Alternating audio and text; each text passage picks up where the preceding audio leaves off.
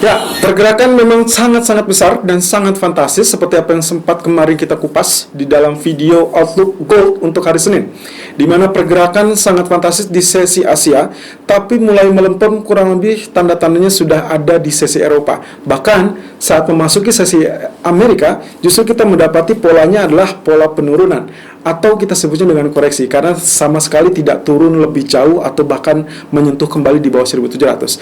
Oke, ada beberapa catatan di sini. Pertama, yang paling penting adalah terkait dengan level 1678 1680 atau kita sebutnya 1676 sampai 1680.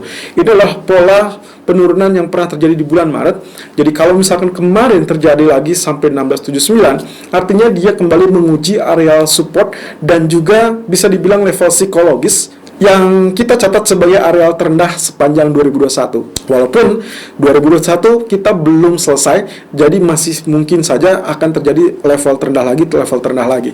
Tapi hal ini akan sangat bergantung kepada pertemuan FOMC, dan ada dua agenda yang sangat penting terkait dengan Jackson Hole Symposium di bulan Agustus dan juga FOMC meeting di bulan September. Nah, keduanya akan memberikan efek yang sangat fantastis tapi juga kritikal untuk emas.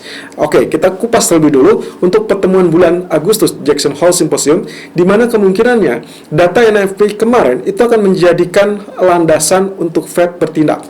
Tapi kabar miringnya adalah terkait dengan hal tersebut, ternyata Fed tidak bisa menganggap satu data saja untuk menjadikan landasan bertindak sebagai taper.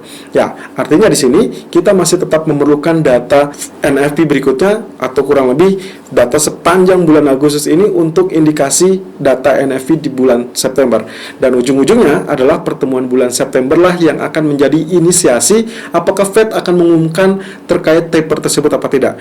Tapi secara keseluruhan, kembali yang pernah saya sampaikan di 2 bulan yang lalu, bahwasanya apapun yang terjadi di bulan Agustus dan September, kemungkinan eksekusinya itu adalah di bulan November atau di bulan Desember. Itu pun dengan catatan paling cepat. Yang artinya kembali kita masih memiliki jeda 2 atau 3 bulan ke depan yang apapun bisa terjadi. Bisa saja kalau misalkan ternyata NFP kembali mengecewakan atau katakanlah kembali lemah, maka kemungkinan potensi ini akan membayangi tindakan Fed selanjutnya, yang bisa jadi taper akan kembali ditunda. Nah, terkait dengan inflasi, kalau kita bicara tentang inflasi yang mungkin akan dirilis besok di kurang lebih hari Rabu ya jam 19.30, Anda perhatikan rilis datanya. Kalau ternyata data inflasi tersebut ternyata cenderung lemah atau kita sebut dengan soft, mungkin saja misalkan ekspektasi di angka tertentu ternyata dia dirilis sedikit di bawah atau mungkin tidak terlampau fantastis, maka kemungkinan potensinya ini bisa meredam ekspektasi taper, karena kemungkinan Fed bisa saja tidak tergesa-gesa untuk melakukan taper tersebut. Apalagi terpecahnya pendirian dari para pejabat Fed itu sendiri, di mana ada sisi hawkish dan juga sisi dovish. Dan bahkan Powell sebagai eksekutor, sebagai ketua Fed sendiri tidak menunjukkan ketergesa-gesaannya. Jadi kita masih tetap menunggu 2 data NFP, artinya NFP berikutnya, lalu kemudian besok malam adalah data inflasi. Jadi emas akan sangat bergantung dengan data-data ekonomi sepanjang bulan Agustus dan juga September. Nah, terkait malam ini, saya tidak melihat ada data besar selain voting RUU infrastruktur yang kemungkinannya ini akan memberikan efek pemulihan atau recover untuk gold sementara waktu. Dan ingat, bahwa gap yang kemarin tercipta itu tidak completely tertutup, tapi masih menyisakan sekitar 9 poin saja dari jarak high yang kemarin tercapai. Artinya kembali ini bisa menjadi inisiasi untuk menutupi gap terlebih dulu, lalu kemudian turun.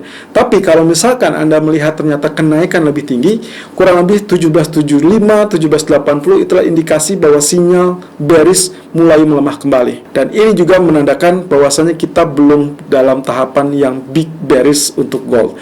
Lalu bagaimana dengan kondisi selanjutnya? Ya, kita tinggal tunggu saja. Semua pernyataan dari pejabat-pejabat Fed tentunya hanya akan membuat swing high, swing low, dan juga volatility di market emas. Tapi eksekutornya adalah FOMC meeting, yaitu Jackson Hole dan juga FOMC meeting bulan September. Kita lihat technical view untuk kali ini yang sangat menarik di sisi gold dan juga versus US dollar atau DXY. Technical view 10 Agustus 2021. Irfan untuk Agrodana. Technical Outlook 10 Agustus 2021 jam 11.20 menit waktu Indonesia bagian Barat. Kembali kita lihat dari sisi DXY atau indeks US dollar, di mana grafik H4 ternyata sesuai dengan harapan, sesuai dengan ekspektasi kita, dengan skema pergerakan sempat melandai terlebih dulu atau kita sebutnya dengan koreksi, lalu kemudian mengalami kenaikan. Dan itu exactly yang terjadi sampai malam tadi. Ya, dan kali ini wajar harapan saya adalah pelemahan ataupun penurunan karena kita berharap dari posisi ini ya, area RSI ini adalah area resisten ketiga yang kemungkinan akan menjadi kendala bagi penguatan dolar. Nah, kemarin kita memperkirakan swingnya adalah swing low terlebih dulu, kemudian naik, lalu kemudian dia diharapkan untuk mulai penurunan. Dan ini yang akan kita lihat apakah ini berhasil efektif atau tidak. Oke, berarti saya tandai saja tanda panahnya di sini dengan asumsi memiliki area yang sama dan kita asumsikan double top ya. Dan sementara itu kalau kita lihat dari sisi MACD ternyata mengalami kenaikan yang sangat fantastis, tapi juga Anda lihat di sini yang biru atau MACD yang biru ini sudah mulai mengalami menekuk ya. Jadi ada indikasi mungkin saja nantinya akan seperti ini, tapi who knows, bisa saja tidak terjadi, malah dia akan kembali terbuka ke atas, tapi kita tunggu saja sampai nanti malam.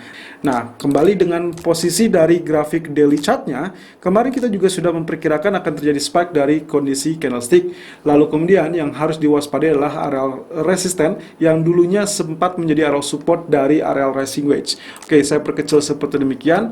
Nah, ini adalah kondisi di mana agak sedikit kritikal. Apakah dia akan tembus 93.13 atau tidak, atau minimal area yang sempat menjadi area wave kelima atau hitungan kelima di tanggal 21 Juli itu adalah di area tertinggi 93.191. Sementara di grafik MACD-nya sudah muncul berwarna hijau, walaupun ini masih satu bar, jadi masih cukup tipis, tapi MACD sudah mulai crossover.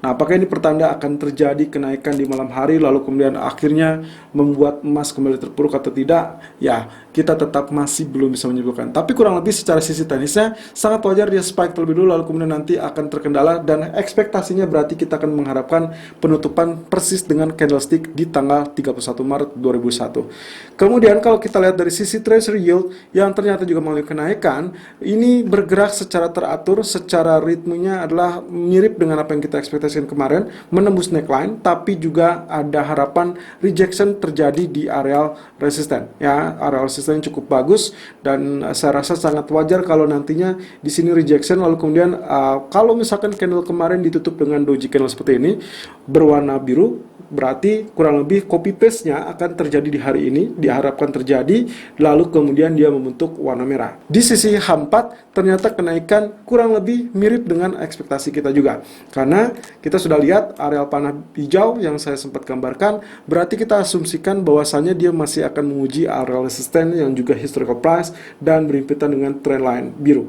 Nah, kalau ini misalkan ternyata tetap efektif, mungkin saja tidak genap mendekati atau tidak menyentuh, tapi hanya sekedar mungkin menjangkau dalam jarak dekat ya. Jadi kemungkinan di area ini bisa saja terjadi rejection kembali. Technical view gold 10 Agustus 2021 jam 11.27 waktu Indonesia bagian Barat, high 17.37.50 dan low 17.28.50. Running price sekarang berada di 17.37.10. Dan kalau kita lihat dari pola kenaikan kemarin, memang bounty hunter berhasil mendorong emas untuk mulai kenaikan, dan guess what? Ternyata secara keseluruhan di satu hari Senin, satu sesi perdagangan hari Senin, itu ternyata sesi Asia lah yang berhasil mendorong lebih tinggi. Sementara di malam hari justru kita dapatkan pola terkoreksi sampai zona 17.25 dan ditutup di 17.29. Well, of course, skenario yang kemarin sudah sangat-sangat layak dan itu betul-betul terjadi.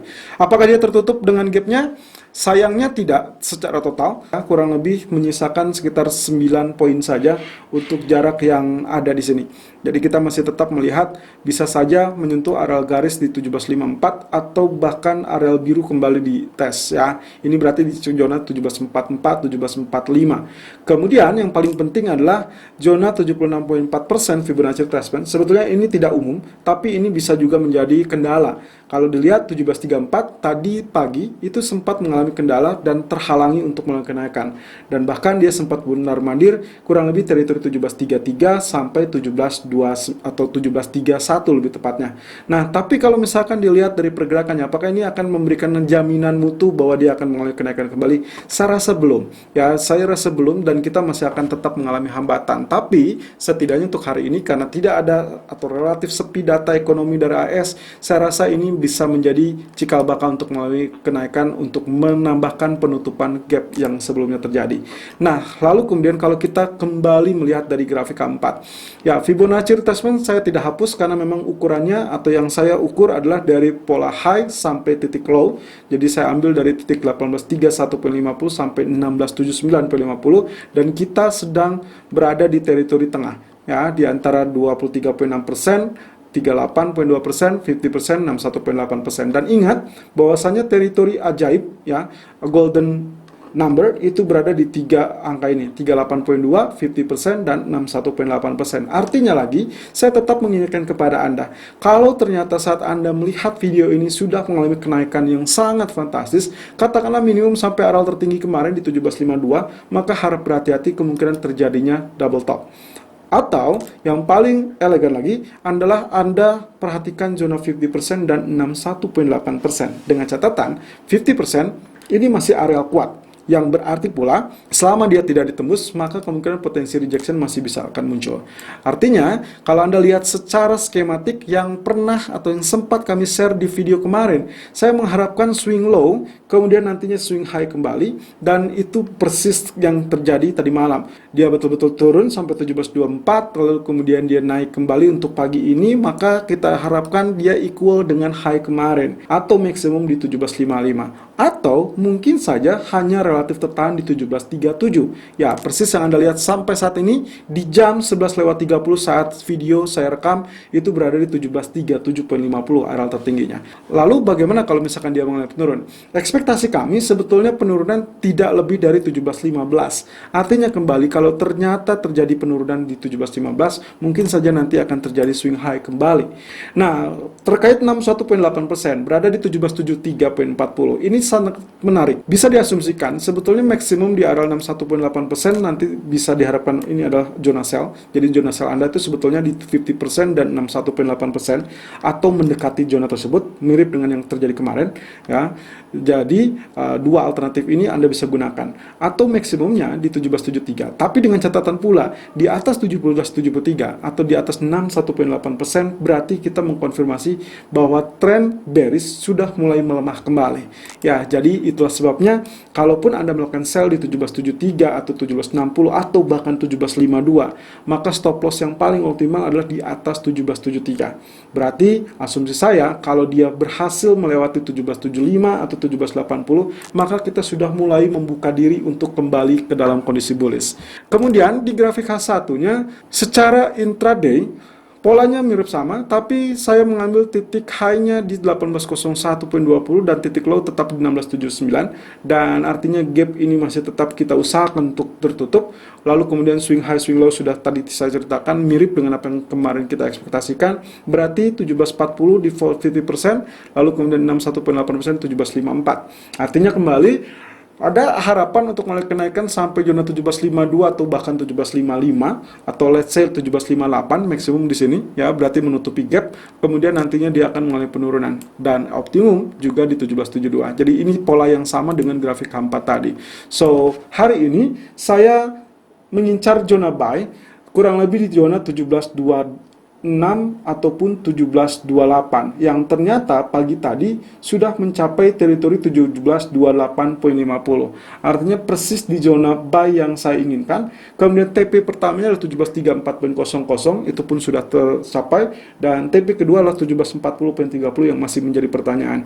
Nah, kalau misalkan Anda melihat video ini ternyata running price sudah terlanjur tinggi, kembali lagi saya sarankan hati-hati di zona 61.8% atau mendekati area tersebut, dan minimumnya adalah di zona 50%, ya. Jadi kalau misalkan Anda lihat 1740 atau sedikit di atasnya, harap berhati-hati. Artinya akan ada resisten yang cukup lebar di zona 1744 sampai 1754 atau 1758. Selalu gunakan stop loss dan risk management sesuai dengan equity dan strategi trading Anda. Irfan untuk Agrodana.